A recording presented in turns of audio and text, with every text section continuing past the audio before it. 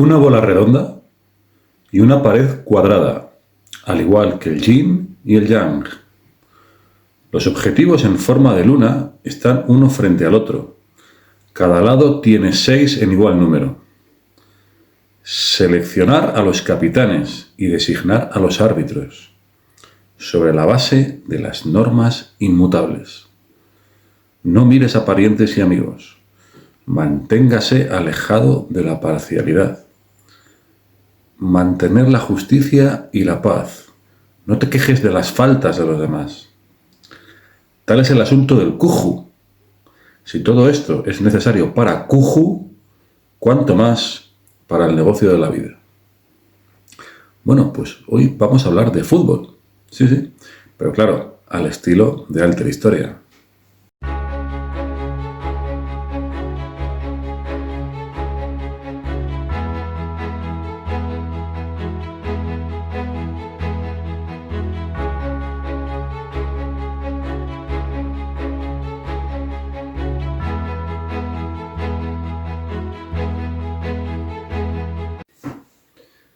Bienvenidos al 16º capítulo de Alter Historia, el canal de historia alternativa. Bueno, este texto que os he leído es de Li Zhou, un poeta chino que vivió a caballo entre el siglo I y el siglo II de nuestra era.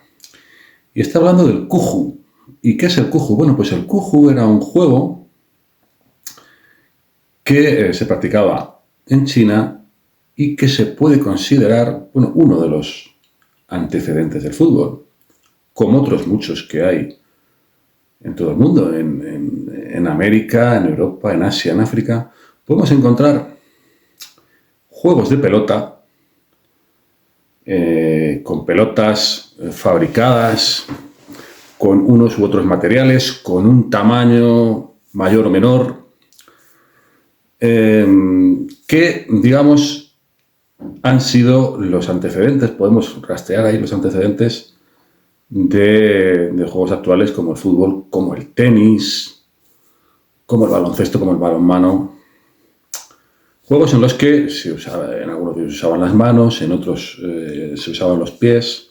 Juegos en los que incluso se usaban herramientas para impulsar estas pelotas. Digamos que el juego de pelota es uno de los juegos más que podemos encontrar en mayor número de lugares a lo largo del mundo porque es algo muy básico en realidad, es decir, la pelota que rueda y que permite la interacción con otros jugadores en un aspecto competitivo o meramente lúdico, apoyándose a veces incluso en paredes para rebotar la pelota con un objetivo de embocarla en un hoyo o en una red. Todo eso lo encontramos a lo largo de todo el mundo. Hay ejemplos varios. Bueno, el Kuju, al parecer, tenemos noticias de que habría estado jugándose al menos ya como juego reglamentado al menos desde el siglo III a.C. Es verdad que hay una referencia al emperador amarillo, que después de derrotar a su enemigo Qizhou, digamos que habría cogido el estómago de este Qizhou, lo habría rellenado de paja, habría formado con él una pelota y habría empezado a jugar al Kuju con el estómago de su enemigo. Pero bien es cierto que el emperador amarillo parece ser una figura mítica. En todo caso estaríamos hablando del tercer milenio antes de Cristo. Sin embargo, ya con los datos más fehacientes que tenemos para situar históricamente cuándo se empieza a jugar ya como juego más o menos reglamentado, estaríamos en el siglo III a.C., en la ciudad de Linzi, que es era la capital del reino de Qi. Estamos hablando de una época que en China se conoce como la época de los reinos combatientes. China estaba dividida en varios reinos que guerreaban entre sí, y esta es la época inmediatamente anterior a lo que fue ya la unificación china en este mismo siglo III a.C. Por parte de Qin Shi Huang, que es el emperador, el primer emperador chino, digamos, que se podemos considerar como el primer emperador de China. Este es el emperador que conocemos por los guerreros de terracota, los guerreros de Xi'an, ¿no? Por cierto, que se confunde mucho con el emperador amarillo. El emperador amarillo, de nombre Huang Di, bueno, este sería una figura mítica, situada más de 2000 años antes que este Qin Shi Huang, el primer emperador realmente más o menos histórico de China, de la China, digamos, unificada. Pero se confunde mucho uno con el otro, no estamos hablando del mismo personaje. Bueno, en este siglo III a.C., como decimos, tenemos noticias de que se empieza a jugar este Cuju en el reino de Qi, que por cierto, al parecer es el reino del que era originario otro personaje que ha pasado a la historia, que es Sun Tzu. Es anterior a esta época, unos siglos antes, pero parece ser que era originario de este reino de Qi, Sun Tzu, que se ha hecho muy famoso por el arte de la guerra, por su obra que a llamarse el arte de la guerra, que es un tratado de estrategia militar que en los últimos tiempos ha tenido mucha influencia, no solo en el pensamiento, digamos, relacionado con lo militar, sino también en las estrategias de negocios, técnicas empresariales, cosas así. Ha tenido mucha influencia este arte de la guerra de Sun Tzu. Bueno, pues este era de Qi, al parecer, que es el sitio donde tenemos noticias de que empieza a jugarse el Cuju en el siglo III a.C. Bueno, hay que tener en cuenta que al Cuju, al parecer, se habría estado jugando en China a lo largo de más de 1500 años, desde este siglo III a.C. hasta la época de la dinastía Ming, que estamos hablando ya entre la dinastía Ming, que es entre el siglo XIV y el siglo XVII de nuestra era. Estaríamos hablando de prácticamente 2000 años. En esta época de la dinastía Ming ya el Cuju parece ser que habría caído en el olvido, pero digamos que en todo este tiempo, evidentemente, el juego sufrió variaciones. Lógicamente, se jugó de distintas maneras a lo largo del tiempo. Al parecer se pueden rastrear básicamente dos maneras básicas de jugar al Cuju. Una sería más competitiva y otra sería más lúdica. Estas dos variantes del Cuju, tanto la competitiva como la lúdica, tenían una característica en común, que era también su aspecto ritual. Este aspecto ritual, que también luego veremos en el descendiente japonés del Cuju, es común a muchos de estos juegos de pelota de la antigüedad. El ejemplo más conocido es el juego de pelota mesoamericano, la famosa cancha de juego de pelota de Chichén Itzá, de las ruinas de Chichén Itzá. Bueno, pues ahí evidentemente también tenemos el ejemplo este de que era un juego a la vez competitivo y ritual. Esto es una característica que se repite en muchos de estos juegos de pelota a lo largo y ancho del mundo. Bien, esta versión más competitiva del Cuju, que además, por lo que yo interpreto, parece ser que es la más antigua, se jugaba con un balón de cuero relleno de plumas, ¿bien? Y enfrentaba a dos equipos. Para analizar esta versión del Cuju, vuelvo al texto que os había leído al principio. Fijaos, el texto empieza diciendo: una bola redonda y una pared cuadrada, al igual que el yin y el yang. Claro, yo leo esto y me sorprendo muchísimo, porque, a ver, el yin y el yang, que son estos conceptos procedentes del taoísmo, digamos que son las dos fuerzas opuestas y complementarias del mundo. una dualidad enfrentada que al final forma un todo completo y armónico, ¿no? El yin, que vendría a representar, entre otras cosas, lo femenino y la tierra. El yang, que vendría a representar, entre otras cosas, lo masculino y el cielo. Bueno, la imagen que tenemos asociada al concepto de yin y yang es lo que se llama el taijitu.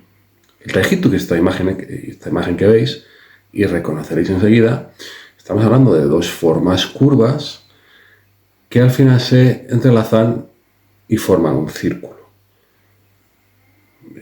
Tanto esta forma del taijitu más conocida como otras variantes que hay, siempre la asociamos a esta, más o menos, veis que son formas muy parecidas, son formas curvas que al final forman entre las dos un círculo. Bueno, pero aquí en este texto estamos hablando, como os decía, de un texto del poeta Li Zhou del siglo I y siglo II de nuestra era. Habla de una bola redonda y una pared cuadrada, al igual que el yin y el yang. Entonces no estamos hablando del mismo yin y yang, del que yo tenía, de la representación esta del taijitu. Yo tenía idea. Estamos hablando de otra cosa. Realmente estamos hablando de algo así como la cuadratura del círculo. La cuadratura del círculo, que es esta entelequia geométrica y, bueno, casi filosófica, de la que se ha teorizado siempre. Y tanto es así, bueno, que buceando sobre el tema en China, me he encontrado con un texto de un tratado matemático del siglo III a.C., precisamente el siglo en el que empieza a jugarse al Cuju. Este tratado se llama Zhou-Bi Xuanjing, que se traduce, yo no sé si esto es una traducción literal o no, el clásico matemático de la sombra de Zhou. Bueno, este libro, hay un personaje llamado el Duque de Zhou que habla con un sabio llamado Zhang Gao y le pregunta varias cosas relacionadas con la matemática y este sabio le va contestando. Bueno, y esto es lo que dice en uno de los epígrafes Zhang Gao. El cuadrado pertenece a la tierra y el círculo pertenece al cielo.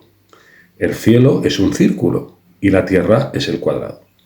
Los números del cuadrado son básicos y el círculo es producido a partir del cuadrado.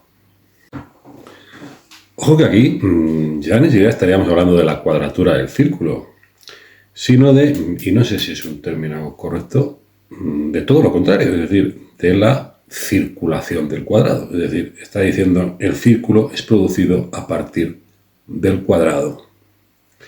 Bien, aquí tenemos que te dice el cuadrado pertenece a la Tierra, que en el concepto que nos ha llegado de yin y yang, la Tierra es el yin, el círculo pertenece al cielo, que sería el yang. Bien, el cielo es un círculo y la Tierra es el cuadrado. Los números del cuadrado son básicos, digamos, porque son limitados, mientras que en principio los números del círculo pues serían infinitos. Ahí está la diferencia, ¿no? Y el círculo es producido a partir del cuadrado, es decir, lo infinito es producido a partir de lo finito y no al revés. Bueno, esto ya son interpretaciones mías un poco a bola pluma, pero me he quedado muy sorprendido de que efectivamente, bueno, no es solo en China, en muchos otros sitios, en los orígenes de la matemática ya se teorizaba sobre este concepto, ¿no? de la cuadratura del círculo, o aquí incluso de la versión contraria, digamos. Pero esto, lo más interesante para lo que estamos hablando del Cuju, es esto de que el cuadrado pertenece a la Tierra y el círculo pertenece al cielo, porque entonces estamos hablando de que el cuadrado es el yin y el círculo es el yang. Recordemos lo que dice el texto de Li Zhou, que hemos citado antes. Una bola redonda y una pared cuadrada, al igual que el yin y el yang. Entonces, es posible que el concepto de yin y yang también haya ido cambiando a lo largo del tiempo. no el concepto, incluso la representación más física del concepto, ¿no? Porque claro, la representación que al final hemos acabado relacionando con el concepto en sí mismo, tenemos estas formas, como os digo, sinuosas, que acaban fundiéndose en un círculo perfecto. Sin embargo, pudiera ser que hubiera habido algún momento en el que el concepto de yin y yang en China tuviera más que ver también, o sea, el concepto o la representación incluso, sería cuestión de encontrar alguna representación así, tuviera que ver con todo este tema del cuadrado y el círculo. Bueno, de momento lo dejo porque no soy capaz de ir más allá, pero bueno, la verdad es que si alguno tenéis conocimiento de todo esto, de geometría sagrada, que se suele llamar, y de este tipo de conceptos matemáticos y sobre todo de historia china y de historia de filosófica china y matemática china, yo agradecería mucho que me hicierais las puntualizaciones que creyeseis convenientes, porque me ayudaría mucho para seguir avanzando en este tema, que la verdad es que me ha interesado mucho en cuanto lo he leído. Bueno, y seguimos con el texto de Li You, que es el que nos está sirviendo de guía para comprender lo que era el Cuju, al menos la versión más antigua del Cuju. Dice: los objetivos en forma de luna están uno frente al otro. Cada lado tiene 6 en igual número. Esta ilustración que os pongo es la que aparece en la página web del Museo de la FIFA, de la Federación Internacional de Fútbol. Esta es la recreación que ellos hacen de cómo podría ser la cancha de juego del Cuju según esta descripción de Li You. Claro, ellos apuestan porque esto que dice Li You de la forma de luna, ellos apuestan porque era una media luna. Pero claro, esto es bastante inconcreto, porque realmente la forma de luna pues puede ser una luna llena, puede ser una media luna, puede ser una luna creciente o menguante. Es decir, ahí bueno, esto es una recreación que los de la FIFA hacen de cómo podía ser la cancha de juego del Cuju y apuestan por esta forma de media luna. Además, también la sitúan en el suelo, cosa que tampoco está clara, pero bueno, es una posibilidad, ¿de acuerdo? Bien, el objetivo del juego, el objetivo de los dos equipos era introducir esta pelota de cuero rellena de plumas en estas aberturas, que había 6 en cada pared, digamos, 2 paredes enfrentadas, 6 aberturas, ya fueran de media luna, ya fueran de luna entera, ya fueran totalmente circulares, introducir esa pelota de cuero en alguna de las 6 aberturas que cada equipo tenía destinadas, digamos, para conseguir un tanto, ¿de acuerdo?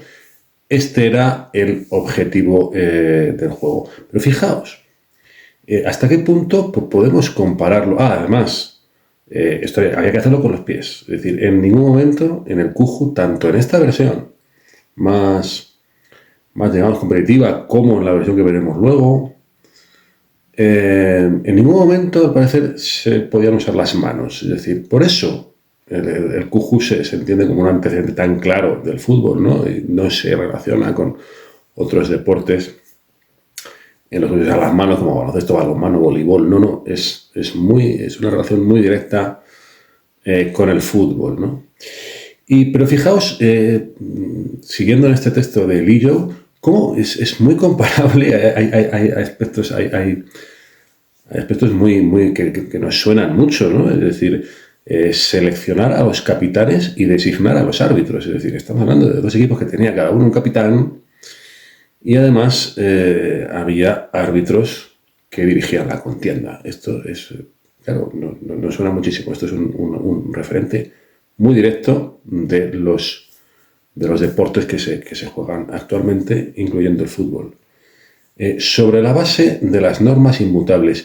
Yo aquí, sobre la base de las normas inmutables, entiendo que está hablando de que hay un reglamento que no se puede variar. Digamos, estas son las normas del juego y no se puede variar durante el transcurso del mismo. Decir, bueno, pues ahora nos saltamos esta norma y hacemos otra cosa o damos por válido este gol porque nos parece bien. No, el gol, por llamarlo de alguna manera.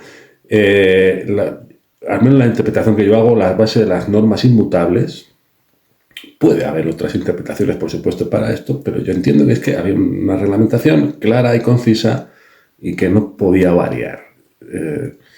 Luego dice, no mires a parientes y amigos. En ese sentido yo creo que aquí está un poco refiriéndose a los árbitros. Posiblemente, bueno, aunque estés arbitrando un juego de cuju y en alguno de los equipos haya parientes o amigos, tú tienes que ser un juez imparcial, ¿no? Y de hecho, después añade, manténgase alejado de la parcialidad. Esto es evidente. Mantener la justicia y la paz. Que la gente no se pelee jugando al cujú. ¿Bien? No te quejes de las faltas de los demás. Fijaos qué curioso esto, ¿no? Esto va más bien dirigido a los jugadores. No andes protestando. Esto lo vemos en los campos de fútbol constantemente. La gente protesta por las faltas que hace el equipo contrario, le pide al árbitro que le saque tarjeta amarilla, no sé. Aquí dice, por favor, no te quejes de las faltas de los demás. Es que, claro, yo leyendo esto, realmente sí parece un antecedente, bueno, hasta cierto punto bastante claro de lo que es el fútbol, ¿no? Si lo dices porque ocurría, es decir, si aquí Lillo remarca esto es porque ocurría, seguramente ocurriría a menudo, que los jugadores se quejasen de la falta que le había hecho alguien del equipo contrario, ¿no? Tal es el asunto del cujú. Si todo esto es necesario para cujú, cuánto más para el negocio de la vida. Y fijaos en esto. Aquí está llamando la atención sobre una cuestión que hoy día también se hace, es decir, la función del deporte para aprender ciertos valores, sobre todo para los jóvenes, que les van a servir luego en la vida. El concepto del compañerismo, el concepto del trabajo en equipo, el concepto del entrenamiento, del sacrificio, del objetivo, del respeto al rival, esa serie de cosas, esa serie de valores que se quiere incidir cuando se habla del deporte, sobre todo para los niños, para los adolescentes, ¿no? De aprender ciertos tipos de valores que luego en la vida le van a venir bien. Pues yo creo que más o menos es lo que está diciendo aquí Lillo. Tal es el asunto del cujú. Si todo esto es necesario para cujú, cuánto más para el negocio de la vida. Después el juego fue evolucionando. Estamos hablando de que se jugó al parecer durante casi 2000 años en China. Y nos encontramos, pasado el tiempo, con un juego, al parecer, en el que el objetivo ya no era introducir la pelota en estas aberturas que estaban en las paredes enfrentadas, sino que nos encontramos con dos varas de bambú separadas por 30-40 centímetros, al parecer. Estas dos varas de bambú sujetaban una red que estaba a 10 metros de altura. Y dentro de esa red había que meter la pelota. Ya estamos hablando de meter la pelota dentro de una red, de que estamos hablando ya del gol. Como se entiende, lo que pasa es que es distinto, porque claro, es bastante distinto. Aquí sí que, claro, y además me parece complicadísimo, porque fijaos en lo que estamos hablando. Vamos a ver. Dos varas de bambú separadas por entre 30 y 40 centímetros con una red a 10 metros de altura sujetada por estas dos varas de bambú. Estamos hablando, para hacernos una idea, el aro del baloncesto está a 3,05 metros. 3,05. Aquí estamos hablando de 10 metros. 10 metros. El travesaño de rugby, del rugby actual, digamos que es el rugby es un poco más parecido a esto. Son dos maderos, digamos, y un travesaño que es por encima del cual se hacen los tantos, digamos, de pateo. Bueno, el que no conozca el rugby más o menos, pero bueno, digamos, en rugby se puede anotar de varias maneras, pero digamos que una de las maneras es patear por encima de este travesaño, ¿de acuerdo? Y ese travesaño está a 3 metros. A 3 metros el travesaño del rugby, ¿no? Y aquí estamos hablando de 10 metros. 10 metros. Ojito con esto. Y además el aro, por ejemplo, del baloncesto, tiene un diámetro de 45,7 centímetros. Fijaos lo que es un aro de baloncesto. Y ahí hay que anotar con las manos. ¿Bien? No con los pies. Bueno, pues aquí estaríamos hablando de que la red, ¿de acuerdo? Digamos que tendría una anchura de entre 30 y 40 centímetros, es decir, menos del diámetro de un aro de baloncesto. Claro, esto a mí me parece muy complicado. Y supuestamente se podían usar los pies, el pecho, la espalda, los hombros, cualquier cosa, pero las manos no. Bueno, yo hasta cierto punto me parece increíble. Estamos hablando de China.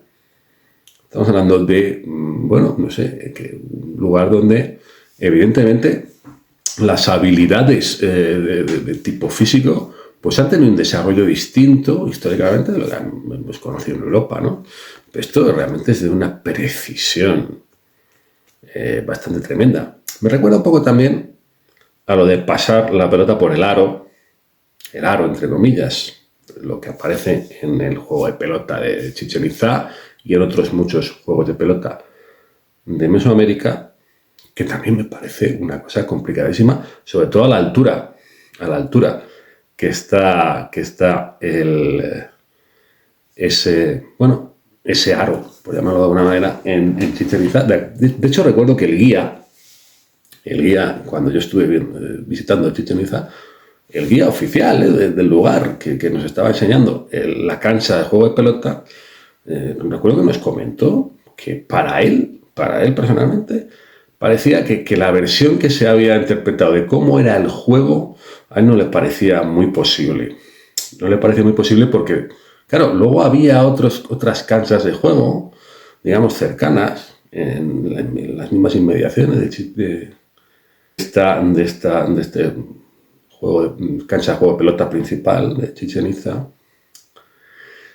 que, digamos, tenían otras dimensiones. La altura del anillo era distinta, era un poco más baja, pero dice, esta cancha, bueno, me parece imposible meter por ahí con los pies, una precisión bastante tremenda, ¿no? Para poder introducir por ahí una pelota. Y él dice, yo creo que aquí se ha interpretado algo mal, ¿no? Y esto lo decía un guía era un guía oficial del lugar, que bueno, no es lo habitual, porque los guías de los lugares arqueológicos suelen seguir más o menos lo que le han marcado, que tiene que decir, y pocas veces se atreven a dar sus versiones libres o heterodoxas de lo que están explicando. Pero me acuerdo mucho de lo que nos explicaba este guía. Y aquí esta versión del Kuju, digamos, la segunda versión competitiva del Kuju, ya me parece, por un lado me recuerda esto de la red, ya entramos en algo también muy parecido a lo que es el Kuju, pero claro, hasta cierto punto sería un baloncesto con los pies, pero incluso más complicado, ¿no? O sea, de una precisión tremenda. Yo tengo mis dudas. Además, que las representaciones que nos han llegado realmente, pues no son de esta versión del Kuju. Bueno, a esta red, al parecer se le llamaba Feng Liu Yan. Y bueno, esto es una traducción un poco libre mía. Yo creo que se podría más o menos traducir, no es literal, pero se podría más o menos traducir como el ojo del viento. No tendría sentido, porque sería más o menos, pues eso, una red redonda, forma de ojo, elevada, el ojo del viento.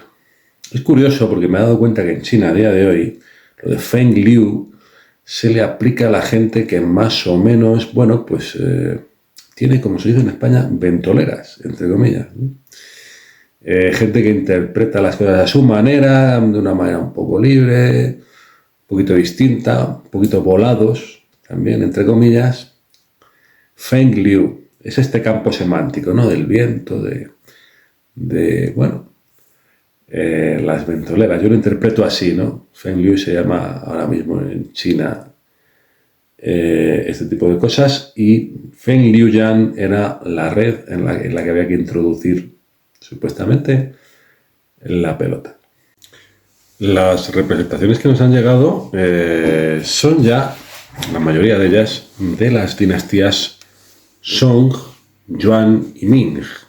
Es decir, para entendernos, del segundo milenio de nuestra era, es decir, a partir aproximadamente del año 1000 en adelante, son la mayor parte de las representaciones que nos han llegado, que son las que estáis pudiendo ver ahora.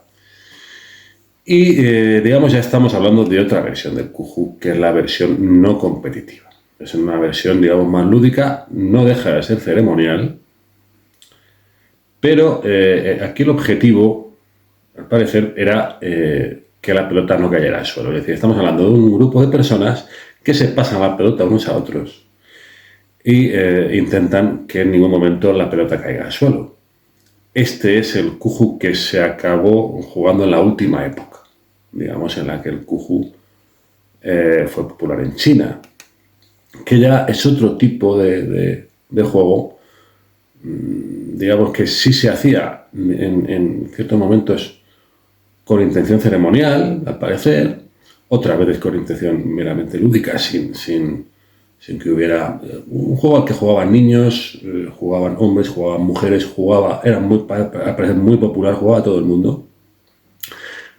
Pero digamos que ya estamos hablando de otro tipo de historia, y de esto nos ha quedado claro, de esta, por eso te digo que es que de esta segunda versión competitiva del Kuju es la que yo tengo más dudas, la de la red a 10 metros, porque no hay representaciones, sí hay descripciones literarias, digamos, de ella, pero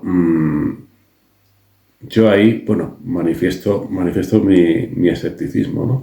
Pero con esta versión que vemos del Kuju, que básicamente, como decimos, era esto, era no dejar caer el balón al suelo, digamos que es la que después se traslada a Japón. Digamos que el Kuju acaba teniendo un heredero en Japón. Al parecer, el Kuju llega a Japón alrededor del año 600 de nuestra era, y allí se habría llamado Kemari. Kemari, que vendría a significar golpear la bola o patear la bola, es literalmente. Mari vendría a ser el balón, el nombre que tiene el balón. Bueno, que al fin y al cabo parece ser que incluso también Kuju significa lo mismo, es decir, golpear la bola, patear la bola. Bueno, que Mari es evidente que sí significa eso. La bola se llama Mari, ese es el nombre.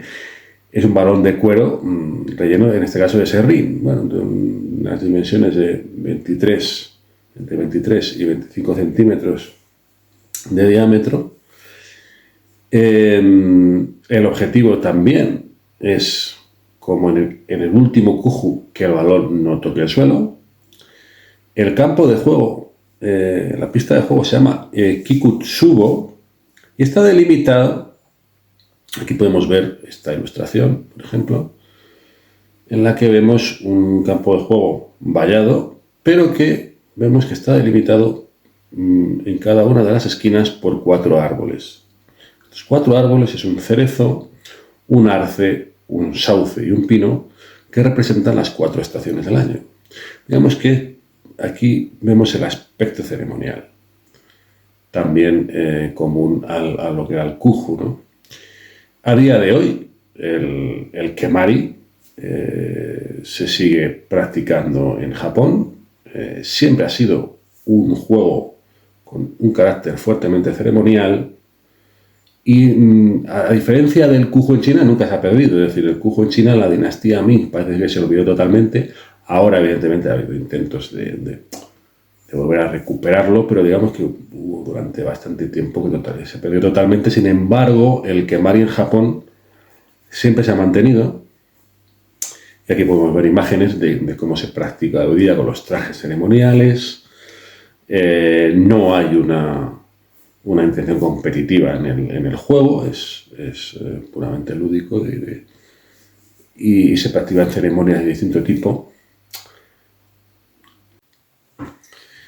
Bueno, y nada más. Espero que os haya entretenido este recorrido por China, un poquito por Japón, por el juego del Kuju.